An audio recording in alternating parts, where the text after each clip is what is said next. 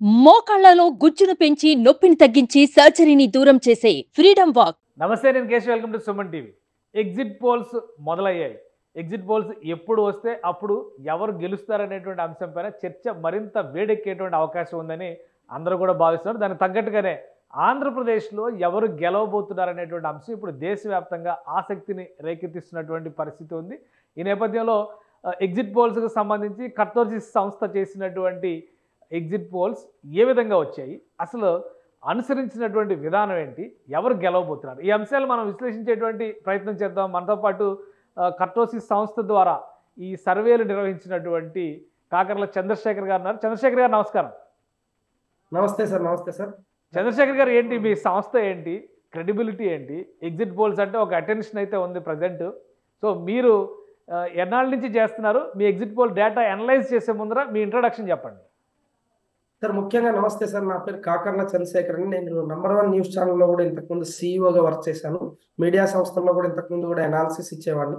అప్పుడు ముఖ్యంగా ప్రశాంత్ కిషోర్ వారు 10 years బ్యాక్ అప్పుడు చేసేటప్పుడు కూడా మనం అంతకన్నా ముందే ముఖ్యంగా డెమోగ్రఫిక్ పొలిటికల్ రీసెర్చ్ పైన, pre poll post poll management strategies పైన చాలా వందల మందికి మనం చాలా మందికి సేవలు అందించామండి. మనం ప్రీ పోల్గా ఎలా వాళ్ళు ఒక ఎమ్మెల్యే ఎలా అవ్వాలి, వాళ్ళకి ఎటువంటి స్ట్రాటజీస్ ఇవ్వాలి, సో అక్కడి నుంచి మీడియా రిలేషన్షిప్ మేనేజ్మెంట్ ఎలా ఉండాలి, ఓటర్ రిలేషన్షిప్ మేనేజ్మెంట్లో ఎలాంటి స్ట్రాటజీస్ ఒక ఎమ్మెల్యే తాలూకా ఉండాలని చెప్పేసి మనం చాలా వరకు వాళ్ళకి స్ట్రాటజీస్ ఇస్తూ, ముఖ్యంగా మనం పొలిటికల్ స్ట్రాటజిస్ట్ గా చాలా వరకు మనం ఇంతకు ముందు కూడా 10 years బ్యాక్ కూడా ఈశాన్య రాష్ట్రాల్లో గతంలో మీరు చేసినటువంటి ఎగ్జిట్ పోల్స్ కానీ, లేదా ప్రీ పోల్ సర్వేలు కానీ, పోస్ట్ పోల్ అనాలిసిస్లు కానీ, వాటి ట్రాక్ రికార్డ్ ఏ విధంగా ఉంది?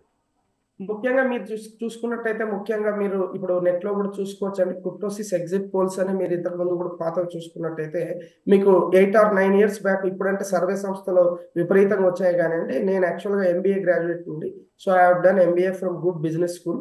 So we do a very demographic political research చేస్తామండి. ముఖ్యంగా ఒక స్ట్రాటా తీసుకుని ఆ సైంటిఫిక్ మేము వాడే మెథడాలజీ ఏంటంటే, సో ఈ విధంగా మేము ముఖ్యంగా ప్రతి స్టేటాను, ప్రతి నియోజకవర్గాన్ని కూడా ఈ విధంగా డివైడ్ చేస్తూ, అక్కడ మహిళలు ఎంతమంది ఉన్నారు, మహిళా ఓటర్లు ఏ విధంగా ఉన్నారు, మిగతా ఓటర్లు ముఖ్యంగా ఈ విధంగా రకరకాల ఓటర్స్ ఉంటారండి. ముఖ్యంగా అందులో వర్కర్స్ ఎంతమంది ఉన్నారు, ఎంప్లాయీస్ ఎంతమంది ఉన్నారు, ఆ ఎంప్లాయీస్ లో వీళ్ళ నార్మల్ గా లాస్ట్ ఇయర్ ఎలా పోలింగ్ పడింది, వీళ్ళు ఎలా షిఫ్ట్ అయ్యారు, అలాంటివన్నీ కూడా మేము కంపల్సరీగా ఇవన్నీ ఇలాగా మేము మామూలుగా ప్రతి దాంట్లో ప్రాతిపదికన తీసుకుంటూ, మా దగ్గర చాలా పెద్ద టీం ఉందండి. ఆ టీంతో అనాలిసిస్ చేస్తూ పర్ఫెక్ట్ గా శాంప్లింగ్ టెక్నిక్స్, మేము తీసుకునే శాంపుల్ టెక్నిక్స్ ముఖ్యంగా ప్రాతిపదికన ఏ ప్రాతిపదికన ఒక ఓటర్ ఎలా షిఫ్ట్ అవుతున్నాడు, ఇంతకుముందు ఎలా షిఫ్ట్ అయ్యాడు, ఇప్పుడు వాళ్ళకి ఎలా ఉంది జనాల్లో నాడి అనేదాన్ని ఓటర్ టర్న్అవుట్ మేనేజ్మెంట్ అంటారండి. దాన్ని ముఖ్యంగా దాన్ని ఏంటంటే స్ట్రాటజిక్ పొలిటికల్ కాంపిటేటివ్ గెయిన్ అంటామండి. So we will look in to, ఎవరైతే ఇప్పుడు సపోజ్ ఒక క్యాండిడేట్ వైఎస్ఆర్సీపీ ఉన్నాడు, సో ఆయనకి స్ట్రాటజికల్ పొలిటికల్ మొమెంటం ఎలా ఉంది, ఆ స్ట్రాటజిక్ గా ఆయనకి ఎలా ఉన్నాడు, ఎదుటి వాళ్ళు ఎలా ఉన్నాయి, వాటిని చూస్తూ జనాల మధ్యలో ఏమనుకుంటున్నారు, వాటి పరంగా మేము కొన్ని క్వశ్చనేర్ రాసుకుని ఉంటామండి. ఆ క్వశ్చనేర్ తరపున ఇండైరెక్ట్ గా ఒక వ్యక్తి దేనికి ఓటేసాడని ఎవరు ఓపెన్ గా చెప్పరండి, మీకు కూడా తెలుసు అది. సో మేము డిఫరెంట్ వేగా వాళ్ళకు అటైర్ అంటారు దాన్ని. So different ways of attires of questions వాళ్ళకేసి మేము వాటిలో రాబడుతూ, అది కాకుండా మేము ముఖ్యంగా వాడేది ఆర్టిఫిషియల్ ఇంటెలిజెన్స్ అండి. మా దగ్గర ఆర్టిఫిషియల్ ఇంటెలిజెన్స్ టూల్స్ కూడా ఉన్నాయి, మా దగ్గర మంచి సాఫ్ట్వేర్ పీపుల్ ఉన్నారు. సో ఇలాంటి ఆర్టిఫిషియల్ ఇంటెలిజెన్స్ ద్వారా ముఖ్యంగా డేటా అంతా తీస్తూ మేము డేటా కలెక్షన్ కానీ, మీరు తీసుకునేటువంటి క్రైటీరియా కానీ, ఇప్పుడు ఆల్మోస్ట్ అన్ని సంస్థలు కూడా కొన్ని విషయాలు ఇదే పారామీటర్స్, ఇదే అంశాల మీద చెప్తున్నటువంటి పరిస్థితి ఉంది. ఎగ్జిట్ పోల్స్ మీద చాలా హోప్స్ ఉన్నాయి. ఎగ్జిట్ పోల్స్ రిలీజ్కి సంబంధించి దేశవ్యాప్తంగా కూడా అటెన్షన్ ఉంది. కొన్ని సంస్థలు ఇచ్చేటువంటి రిపోర్ట్స్ ఇటు చూపిస్తున్నాయి, మరికొన్ని సంస్థలు చూస్తే అటు చూపిస్తున్నాయి. సో మీ సంస్థకి సంబంధించి ముఖ్యంగా అండి మీరు గూగుల్లో కూడా కొట్టి చూసుకోవచ్చు అండి. ఈరోజు www.kurtosis.co.in అని కొడితే మీకు ఆల్రెడీ ఇండియాలో ఒక్క ప్లాగియరిజం కూడా, ఓటర్ రిలేషన్షిప్ మేనేజ్మెంట్ అంటే ఇలాంటి సర్వీసెస్ కానీ, 360 పొలిటికల్ అనాలిసిస్ కానీ ఇలాంటివి చేసే సంస్థలు కూడా ఎక్కడ కూడా మీరు ఓట్ వాయిస్ మేనేజ్మెంట్ కానీ, పొలిటికల్ వాల్యూ ఎడిషన్, ఇలాంటి టర్మ్సే చాలా మందికి తెలియదండి. ఇవన్నీ కొత్తవి. ఇవన్నీ only who prepare from top level this thing services, policy making పైన ఐడియా ఉన్న వాళ్ళకే ఇది ఐడియా ఉంటుందండి. That is different thing. ముఖ్యంగా మేము ఏ పార్టీకి కానీ ఎప్పుడు కూడా లాస్ట్ టైం కూడా మనం తెలంగాణ ఎనాలిసిస్ చేసినప్పుడు కూడా మనం అప్పుడు కూడా 67, 65 వస్తాయనే 67 అని చెప్పాము. దాదాపు 4 సీట్లే కొంత తక్కువలోనే నియర్ గా ఉంటాయండి. ముఖ్యంగా మనం ఎవరి పక్క మనం ఉండమండి. ముఖ్యంగా ఓటర్ నాడి ఎలా ఉంటుంది, ఒక సామాన్య మానవుడు ఏమనుకుంటున్నాడు, ఆయనకి ఏం కావాలి అనే విషయం కూడా మనం రైట్. మీరు ఇచ్చినటువంటి డేటాను ఒకసారి అనలైజ్ చేసేటువంటి ప్రయత్నం చేద్దాం. ఆల్రెడీ నా దగ్గర మీరు పంపినటువంటి ప్రెజెంటేషన్ ఉంది. సో ఈ డేటా ప్రకారం చూస్తే కనుక ఏపీలో ఎవరు గెలవబోతున్నారు అనేటువంటి అంశానికి మీరు ఇచ్చిన పారామీటర్స్ ఒకసారి పరిశీలిద్దాం. అంటే ఈ ఓటు పర్సంటేజ్ విషయంలో 51% ఉమెన్ ఓటింగ్, 49% మెన్ ఓటింగ్ అనేటువంటి క్రైటీరియాని మీరు ఈ 2024 అనాలిసిస్లో చేశారు. అలానే పోస్టల్ బ్యాలెట్ అనాలిసిస్ కూడా చేశారు. ఫైనల్గా మీరు ఇచ్చినటువంటి రిజల్ట్ అంటే వాళ్ళకి వచ్చేటువంటి పాజిటివ్ ఫ్యాక్టర్స్, వీళ్ళకి వచ్చేటువంటి పాజిటివ్ ఫ్యాక్టర్స్, అలానే ఇద్దరికి ఉన్నటువంటి నెగిటివ్ ఫ్యాక్టర్స్ కూడా మీరు అనలైజ్ చేశారు. సో నంబర్స్ పరంగా చూస్తే ఇప్పుడు ప్రజెంట్ అధికారంలో ఉన్నటువంటి పార్టీకి 64 నుంచి 66 స్థానాలు వస్తాయన్నారు. ఏ విధంగా, ఏ క్రైటీరియా ఇది? మీకు వచ్చినటువంటి గ్రాస్ రూట్ లెవెల్ ఇన్ఫర్మేషన్ని డీకోడ్ చేస్తే ఇది వచ్చింది అని ప్రజలు నమ్మాలంటే మీరేం చెప్తారు? మీ వైపు నుంచి ఉండేటువంటి పాజిటివ్ ఫ్యాక్టర్స్ ఏంటి మీ అనాలిసిస్? ముఖ్యంగా అండి యాక్చువల్గా ఇక్కడ ఏంటంటే అప్పటికి ఇప్పటికి మీరు అప్పుడు ఇప్పుడు చూస్తే దాదాపుగా బేసిక్ గా ఒక కామన్ మ్యాన్ అనే ఆయన ముఖ్యంగా ఇక్కడ రెండు విషయాలండి. ఒకటి వెల్ఫేర్, ఒక డెవలప్మెంట్, రెండే విషయాలుగానే ఇది నడిచింది. జనాలు కూడా 2 విషయాలు కంప్లీట్ గా మా అనాలిసిస్ లో డివైడ్ అయిపోయారండి. చాలా మంది డెవలప్మెంట్ అనే మాట మాట్లాడారు. అంటే మా అనాలిసిస్ లో మేము వేసినట్లో డెవలప్మెంట్ అనే మాట మాట్లాడే కేటగిరీ వాళ్ళు ఒకవైపు ఉన్నారు, వెల్ఫేర్ స్కీమ్స్ అనే మాట వాళ్ళు ఉన్నారు.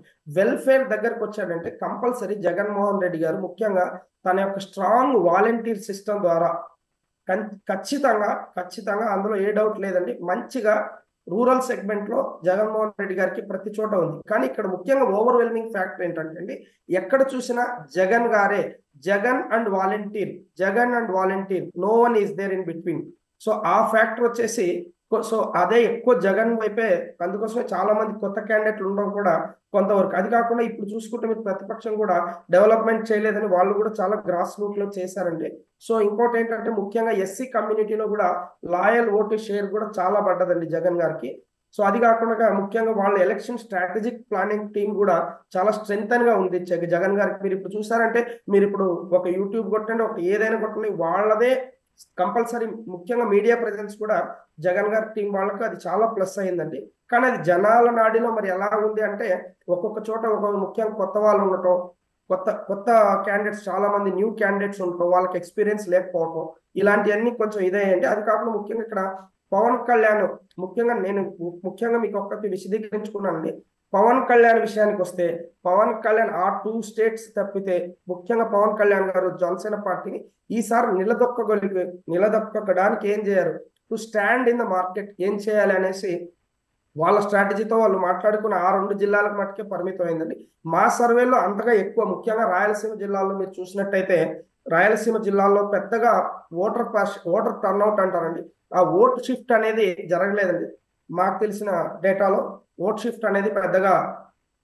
షిఫ్ట్ పెద్దగా జనసేన నుంచి వేరే చోట లేదు. కానీ అక్కడ మీరు అన్నట్టుగా ముఖ్యంగా తూర్పుగోదావరి కానీ పశ్చిమ గోదావరి జిల్లాలో కానీ అక్కడ ఒక మంచి ప్రామాణికమైన జనసేన చూపించడానికి అవకాశం. గ్రాస్ రూట్ లెవెల్లో మీరు ఇచ్చినటువంటి ఫ్యాక్టర్స్, గ్రాస్ రూట్ లెవెల్లో ఒకవేళ వైసీపీకి ఫేవర్గా ఉంటాయి. నంబర్స్ విషయంలో మీరు ఇచ్చినటువంటి 64, 66 అనేది వైసీపీకి ఎక్స్పెక్ట్ చేసేంత నంబర్ అయితే కాదని అనిపిస్తుంది. ఇంకోటి, కేవలం పవన్ కళ్యాణ్ ఫ్యాక్టర్ మాత్రమే కూటమికి ప్లస్ అయింది అనుకోవాలా? ఇటు తెలుగుదేశం పార్టీ నియర్లీ 100 రీచ్ అవుతుందంటే 98కి వస్తుందనేటువంటి లెక్క చూపించారు. జనసేన పార్టీ 10 సీట్లు గెలుస్తున్నారు, బీజేపీ 2 సీట్ల వరకు గెలిచేటువంటి ఛాన్సెస్ ఉన్నాయని చెప్పని అంటున్నారు.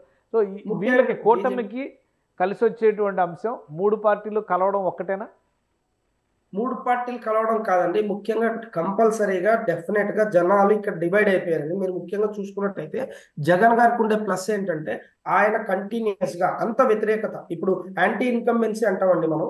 సో లాస్ట్ టైం కూడా చంద్రబాబు కూడా మీరు చూసుంటే, చంద్రబాబు మీద కూడా అంత యాంటీ ఇన్కంబెన్సీ లేదండి. అక్కడ జగన్ గారికి ఒక ఛాన్స్ ఇవ్వాలి అన్న విషయంతో జనాలంతా ఒక మోటివ్ లో ఉన్నారు. కానీ ఇక్కడ కూడా ఇప్పుడు మా సర్వేలో మాకు తెలియదు ఏంటంటే, ప్రతి ఒక్కరు వెల్ఫేర్ తీసుకునే 90% ఆఫ్ ద పీపుల్ వెల్ఫేర్ తీసుకునే ప్రతి ఒక్కరు కూడా, అంటే ఐ మీన్ లైక్ ఈ 1,40,00,000 ఎవరైతే బెనిఫిషియర్స్ ఎవరైతే ఉన్నారో అందులో 90% ఆఫ్ ద పాపులేషన్ మాకు వస్తుంది, మా ఇంటికి వస్తుంది, సచివాలయం ఫ్యాక్టర్ కూడా వాళ్ళకి ప్లస్ అయినాయి కాబట్టి, సో ఇలాంటి కొన్ని ఈక్వేషన్స్ ఉన్నాయని. ముఖ్యంగా రాయలసీమలో అంతగా ఇంతకుముందు టీడీపీ అంత స్ట్రాంగ్ గా లేదండి. ముఖ్యంగా కడప జిల్లాలో మీరు చూసుకుంటే కేవలం ఒక సీట్కి అక్కడ పరిమితం కాబోతుంది.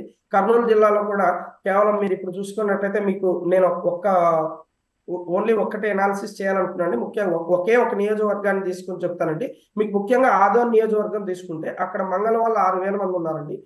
మంగళ వాళ్ళు ఉప్పర్ క్యాస్ట్ వాళ్ళు 5,000 మంది ఉన్నారు. అక్కడ మీకు కొన్ని విలేజెస్ మా సర్వేలో తెలిసిందంటే మాంత్రికి, దొడ్డనగేరు, గణేకల్లు, చిన్న బొనేహల్లు ఇలాంటి విలేజెస్ పాండవగల్ అని చూసుకుంటా ఉంటే యాక్చువల్ గా ఎప్పుడు కూడా అది బీజేపీ సీట్ కాదండి. బీజేపీ ఎప్పుడు అక్కడ బీజేపీకి ఏ విధమైన, అంటే జస్ట్ ఓన్లీ ఒక ఏబీవీపీ బజరంగ్ దళ్ వాళ్ళు ఉన్నంత మాత్రం కాదు, కర్నూలు జిల్లాలో అంత ప్రామాణికం బీజేపీకి అయితే లేదండి.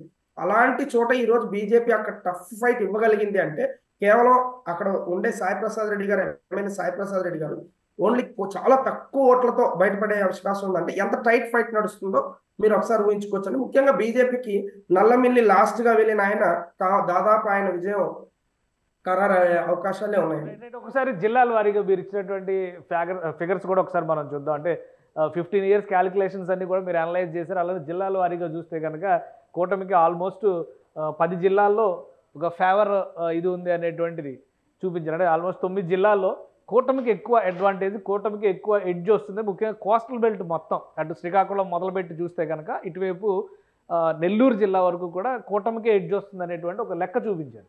సో ఇది ఎంతవరకు ప్రాక్టికల్గా ఇది ఎంతవరకు సాధ్యమయ్యేటువంటి అంశం అవుతుంది? ఎందుకంటే ఈ జిల్లాల్లో కొన్ని జిల్లాలు, ముఖ్యంగా నెల్లూరు జిల్లా కావచ్చు, అలానే విజయనగరం జిల్లా కావచ్చు, ఇవన్నీ కూడా లాస్ట్ ఎలక్షన్స్లో క్లీన్ స్వీప్ అయిపోయినటువంటి జిల్లాలు, అలాగే బ్యాక్వర్డ్ డిస్ట్రిక్ట్స్. సో మీరు చెప్పినటువంటి ఫ్యాక్టర్స్ పాజిటివ్గా వైఎస్ఆర్సీపీకి ఉంటే బ్యాక్వర్డ్ డిస్ట్రిక్ట్స్లో అది అడ్వాంటేజ్ కావాలి, కానీ ఎందుకు కూటమి రివైవ్ అయినటువంటి పరిస్థితి ఉంది? అక్కడ ముఖ్యంగా మీరు చూసినట్టయితే ఇక్కడ ముఖ్యంగా నేను దానికన్నా ముందు మీ దగ్గర ఒక్క విషయం చెప్పాలనుకున్నాను సార్. ఇక్కడ రాయలసీమలో మీరు చూసుకున్నట్టయితే మనం ఇచ్చిన ఫిగర్స్, కడపలో మనం 9 టీడీపీ, 9 వైఎస్ఆర్సీపీ, 1 కడప అని ఇచ్చాము. అది కూడా మీకు తెలిసి ప్రొద్దుటూరు నియోజకవర్గం కొంచెం ఎడ్జ్గా కనిపిస్తుంది. ఇక కర్నూలు చూసుకుంటే 9-4గా ఇచ్చాం. సో రాయలసీమలో మొత్తంగా మళ్ళా డెఫినెట్ గా వైఎస్ఆర్సీపీనే స్ట్రాంగ్ గా ఉందండి. ఇక్కడ ఏంటంటే ముఖ్యంగా మీరు శ్రీకాకుళం కానీ, ముఖ్యంగా ఇప్పుడు జిల్లాల వారీగా తూర్పుగోదావరి జిల్లా మీరు చూసుకున్నట్టయితే అక్కడ నల్లమిల్లి రామకృష్ణారెడ్డి గారిది ఆల్రెడీ అక్కడ బీజేపీ క్యాండిడేట్ కూడా లేదు. లాస్ట్ మినిట్ లో ఆయన్ని చేంజ్ చేశారు. మీకు తెలుసు, ఎన్నో సర్వేలు చేసి చాలా ఇది చేసి ఈవెన్ బీజేపీ అధిష్టానం కూడా పయనించేసిన తర్వాత లాస్ట్ ఆ క్యాండిడేట్ ఇచ్చారు. ఆయన పక్కా గెలవబోతున్నారు అన్నారు. అదేవిధంగా పిఠాపురంలో కానీ మీరు చూసినట్లయితే ఆయన కూడా భారీ మెజారిటీతో పిఠాపురం కూడా పవన్ కళ్యాణ్ గారు గెలవబోతున్నారు.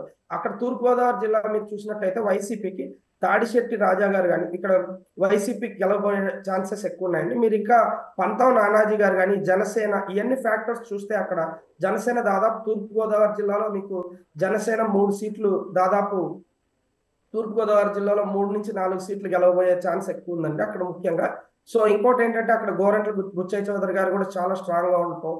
ఇవన్నీ ఇలాంటి ఫ్యాక్టర్స్ అన్ని, ఎందుకంటే మీరు ఇప్పుడే ఈ అనాలిసిస్ అంటున్నాం సార్, మరి ఇదే అనాలిసిస్ మీరు 2000 లాస్ట్ టైం చూస్తే అదే క్లీన్ స్వీప్ టీడీపీ చేసిన పరిస్థితులు కూడా మనం చూడొచ్చు సార్ మనం. సో సేమ్ ఇదే మా అనాలిసిస్ లో సేమ్ థింగ్స్ రివర్స్ అవుతాయని తేలింది sir. 2014 exit poll figures maximum ఇవే రిఫ్లెక్ట్ అయ్యే అవకాశం ఉందా? ఎంతవరకు నమ్మొచ్చు వీటిని సార్? ముఖ్యంగా ఇప్పుడు మీరు ఇప్పుడు చూసుకున్నట్టయితే వైజాగ్ అయినా మీరు చూసుకున్నానంటే వాసుపల్లి గణేష్ గారికి అక్కడ వైసీపీ గుడ్ ఇమేజ్ ఉందండి. సో మన డేటాలో కూడా వైసీపీలో వైజాగ్ లో కంపల్సరీ గెలుస్తుందని మనం చెప్పాం. ఎందుకంటే చాలా నిజానికి దగ్గరగా ఏది ఉంటే మనం ఇప్పుడు ముఖ్యంగా ఇప్పుడు మీరు అక్కడ వాసుపల్లి బాగా కలిసిపోతారన్న విషయం మటుకు బాగా ఉందండి. ఒకటి చంద్రశేఖర్ అంటే ఓవరాల్ ఫ్యాక్టర్స్ చూసినప్పుడు వైసీపీ నాయకులు పదే చెబుతున్నటువంటి మాట, కుప్పంలో చంద్రబాబు నాయుడు ఓడిపోతారు, అలానే మంగళగిరిలో లోకేష్ ఓడిపోతారు, పవన్ కళ్యాణ్ కూడా చాలా టఫ్ ఫైట్లో గెలిచే అవకాశం ఉంటుంది, స్వల్ప ఎడ్జ్ మాత్రమే ఉండే అవకాశం ఉంటుంది. గ్రౌండ్లో నిజంగా అటువంటి పరిస్థితి ఉందా? గ్రౌండ్ లో ముఖ్యంగా చూస్తే అండి అలాంటి పరిస్థితి అయితే గ్రౌండ్ లెవెల్లో చంద్రబాబు గారు ఓడిపోయే ఛాన్స్ అంటూ అసలు ఏది లేదండి. ముఖ్యంగా మీకు తెలుసు ఈ విషయం, అప్పుడు వాళ్ళు మున్సిపాలిటీ గెలవగలిగారు. సో దట్ ఈస్ డిఫరెంట్ దీన్ని పొలిటికల్ పారాబోలా అంటామండి మేము దీన్ని. ఈ పొలిటికల్ పారాబోలాలో క్యూబిక్ పైన చాలా ఫ్యాక్టర్స్ డిపెండ్ అయి ఉంటాయండి ఇక్కడ. So different factors, different demographic analysis మనం చేసి చూస్తే అక్కడ డిఫరెంట్ ఈక్వేషన్స్ మీద ఆధారపడి ఉంటుంది. కానీ కంపల్సరిగా పవన్ కళ్యాణ్ గారు minimum to minimum Pawan Kalyan గారు తక్కువలో తక్కువ అంటే కూడా 25,000 to 30,000 మెజారిటీతో బయటపడిపోతున్నారండి.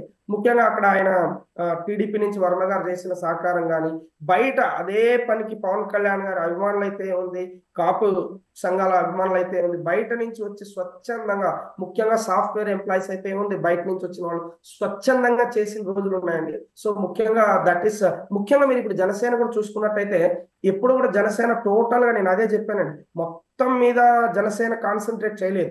ఓన్లీ వాళ్ళు చేసిన ఓన్లీ 21 సీట్స్ పైన. ఎందుకంటే వాళ్ళ యొక్క ప్రెజెన్స్ ఇప్పుడు వాళ్ళకి ఎంతో అవసరం.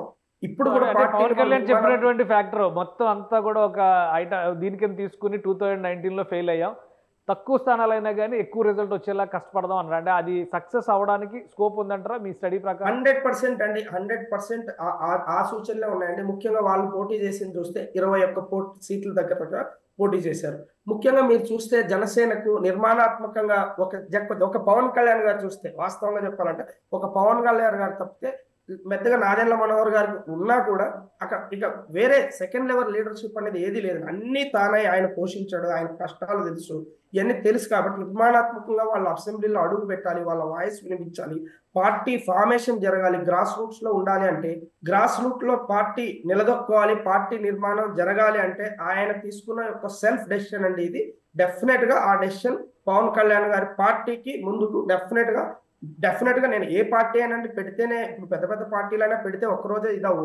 ముఖ్యంగా మీరు చూసుకున్నట్టయితే స్టార్టింగ్ గా పవన్ కళ్యాణ్, నేను అప్పుడు అనాలిసిస్ చేసేటప్పుడు కూడా నంబర్ 1 లో కూడా చాలా చేసామండి. అక్కడ అప్పుడే మనం చెప్పేవాళ్ళం. ఎందుకంటే ఎప్పుడు కూడా పవన్ కళ్యాణ్ కార్పొరేట్ స్థాయిలోనే దాన్ని ఆలోచిస్తున్నారు, కానీ గ్రాస్ రూట్ లో ఒక పేద వ్యక్తికి డౌన్ లెవెల్లో ఇప్పుడిప్పుడే పార్టీ పుంజుకునే టైంలో, మొన్న లాస్ట్ 2 years లో చూస్తే బాగానే పుంజుకునే టైంలో పవన్ కళ్యాణ్ గారు చాలా మంచి డెసిషన్ తీసుకున్నారు. మా దృష్టిలో 8 నుంచి 10 సీట్లు వస్తే కూడా చాలా మంచి విషయమే. పవన్ కళ్యాణ్ తర్వాత మీరు చెప్పిన లెక్క ప్రకారం నంబర్ 2 నాదెండ్ల మనోహర్ గారు. ఆయన పరిస్థితి ఏంటి? ఎందుకంటే మీరు ఇచ్చినటువంటి నంబర్స్లో ఇక్కడ క్లియర్గా కనిపిస్తుంది, గుంటూరు జిల్లాకి సంబంధించి 0 పెట్టారు. జనసేన పార్టీ కాలంలో 0 పెట్టారు. అసలు బీజేపీని ఎగ్జాంప్ట్ చేశారు. సరే ఓకే, ఆ లిస్టు మీరు ఎందుకు అలా ఇచ్చారనేది మీరే ఎక్స్ప్లెయిన్ చేయాలి. సో గుంటూరు జిల్లాలో 0 పెట్టారు. నాదెండ్ల మనోహర్ గారి పరిస్థితి ఏంటి? సార్, గుంటూరు జిల్లాలో నాదెండ్ల మనోహర్ గారిది ఏంటంటే అక్కడ చాలా టఫ్ ఫైట్ నడుస్తుందండి. అక్కడ క్యాండిడేట్ కూడా మీకు తెలుసు. ఆ ఉదయం ఆ గొడవ జరిగిన తర్వాత కొంతవరకు అయిన మాట అయితే విషయమే, అందరికీ విదితమండి. కొంచెం టఫ్ ఫైట్ అయితే అక్కడ నడుస్తుంది. కాబట్టి ఉన్న సీట్లు ఏదైతే పర్ఫెక్ట్ మనకు వచ్చిన అనాలిసిస్ లో పర్ఫెక్ట్ ఉన్న ఎడ్జ్ అన్ని మనం రాయలేదండి. అక్కడ ఇప్పుడు ఎడ్జ్ అన్ని రాస్తూ అదంతా రాయాలంటే ఆ పీపీటీలో అవ్వదు. కాబట్టి ఏదైతే మాక్సిమం ఛాన్సెస్ ఉన్నాయని దాన్ని రఫ్ గా పెట్టేస్తాం. రైట్. కుప్పంలో చంద్రబాబు గురించి, మంగళగిరిలో లోకేష్ గారి గురించి ఏం చెప్తారు? ఫైనల్ కన్క్లూజన్ మీరు. సార్, ముఖ్యంగా కుప్పంలో మంగళగిరిలో లోకేష్ గారు 100% గా, ముఖ్యంగా ఇప్పుడు అక్కడ కాండ్రు లావణ్య గారిని, పద్మశాలి వర్గానికి సంబంధించిన నేతను వాళ్ళు లాస్ట్ గా తెచ్చారు. దాన్ని బట్టే మనకు అర్థమవుతుంది ఎంత క్యాండిడేట్స్ ని వాళ్ళు చేంజ్ చేశారు. ఎందుకంటే జగన్ గారికి కూడా మంచి స్ట్రాటజిక్ టీం ఉందండి. ఎన్నోసార్లు అనాలిసిస్ చేస్తారు ఒక క్యాండిడేట్ ని పెట్టి. ఎంతమంది క్యాండిడేట్లు లాస్ట్ వరకు ఎలా మారారో మనం అందరూ చూసాం.